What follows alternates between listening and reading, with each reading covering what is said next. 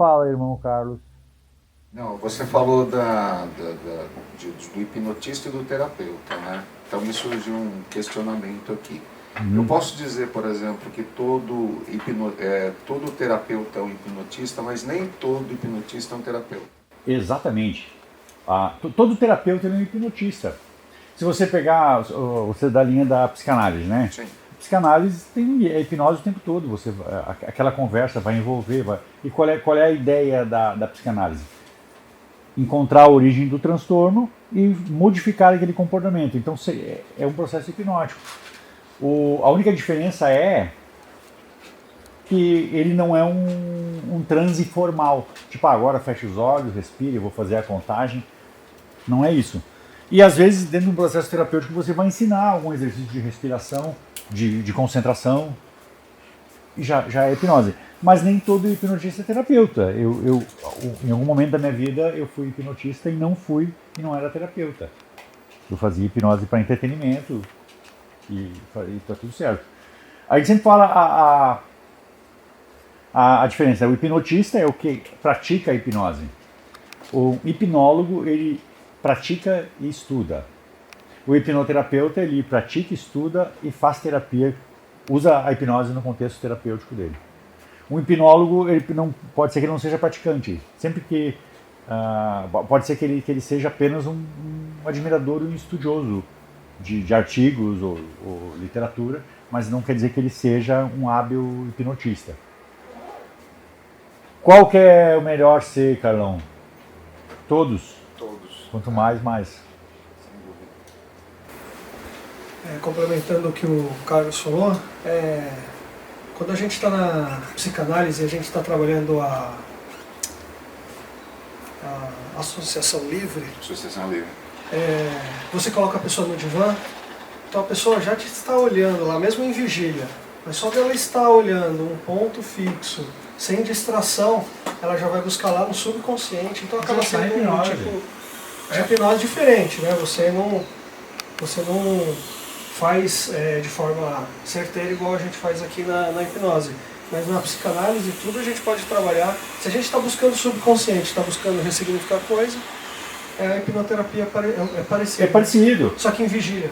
Se você for pegar Fritz Perls, ele trabalhava com hipnodrama. Que é você colocar a pessoa no divã e ela criar a cena, ela falar com ela mesma, é uma livre associação. E a pessoa está em hipnose. Porque se você pensar no aqui e agora, eu estou presente falando para você sobre o curso. Agora, se eu começar assim, lembra semana passada quando a gente fez, eu estou no downtime, eu estou buscando coisas que já aconteceram, eu não estou no aqui e agora, se eu não estou no aqui e agora, eu estou em hipnose. Ou eu pensar, domingo a gente vai fazer alguns exercícios, o exercício vai ser assim, assim, o Marco vai fazer junto com a Inês. Quando eu penso isso, eu já estou em hipnose também, nível leve. Então a gente vai ver que uma das descobertas do Erickson foi justamente essa, que nós estamos em hipnose o tempo todo. Nós vamos oscilando. Uma das coisas mais desafiadoras é a gente estar aqui agora. Você fica muito pouco. Você fica mais tempo pensando, você pensou, quando você falou na livre associação, certeza você pensou, puxa, aquela vez eu atendi o fulano de tal, assim, assim, assim. Tipo, tem toda uma história, um contexto mental, né? Uma muito boa colocação. Então, o pré-talk é isso, é a gente tirar toda a dúvida. Quanto mais dúvida tiver o sujeito, mais resistência ele vai ter sobre o processo, e mais desafiador para você. Por quê? Porque você precisa ter o rapport, que é criar um elo de confiança entre você. Um processo terapêutico ele só vai ter sucesso, se você conseguir estabelecer esse rapport. Tipo, eu não gosto da Rita, como é que eu vou abrir meu coração para ela? Como é que eu vou fechar os olhos e relaxar e me entregar a um processo terapêutico se eu não confio nela? Se você fica naquela, não me passou algo bom essa pessoa, não vai rolar. Então o rapport, ele pode ser de tem várias técnicas, várias ferramentas. Para mim, uma que funciona muito sempre é a empatia. a pessoa precisa se sentir acolhida naquele ambiente. Tipo, ela busca você como um salvador. Tipo, daqui a pouco você chega lá, você é mal educado. E principalmente quando você fala a mesma linguagem dessa pessoa. Digamos uma pessoa que tem uma linguagem, digamos, mais refinada e usar gírias não vai funcionar. Ou ao contrário, daqui a pouco a pessoa tem uma linguagem mais bairrista, e eu falar, olha, nós da hipnose trabalhamos dentro de um... Não vai funcionar. Nós temos que falar a mesma linguagem. Então você utilizar as palavras que ela usa, usar a tonalidade de voz que a pessoa usa, é bem interessante também. Fala, Inês. Marcelo, é assim, você estabeleceu, tem o pré-talk, o rapport, você conhece a pessoa e tal. Durante o trabalho, muitas vezes está meio que mascarado a reação do subconsciente. Esse rapport também, ele está relacionado só à pessoa ali no início ou durante o trabalho desse subconsciente. Vou te dar um exemplo. Você está atendendo uma pessoa e de repente você telepaticamente vai conversar com o subconsciente, a pessoa na hora fala não quero, como se não tivesse estabelecido aquela confiança. Então esse rapport, ele está direcionado apenas à confiança, paciente-terapeuta ali, antes da terapia ou durante a terapia também. Muito boa pergunta. Durante o rapport ele vai ser o tempo todo. Porque você imagina, eu ganhei você ali no rapport, fiz a indução, aprofundei e levei você no evento, na causa. Estamos trabalhando uma regressão. E naquele momento eu falo uma coisa que não é legal para você. Tipo, sei lá, diante do seu pai agora, olha no olho dele, xinga, ele fala dele, se nos seus valores não faz sentido, acabou o rapport. Então o rapport é o tempo todo, você vai acolher, tipo, ela está vendo a criança, como é que é essa criança agora? Imagina se eu digo, para de bobagem, você não é mais criança, olha para frente, acabou esse problema.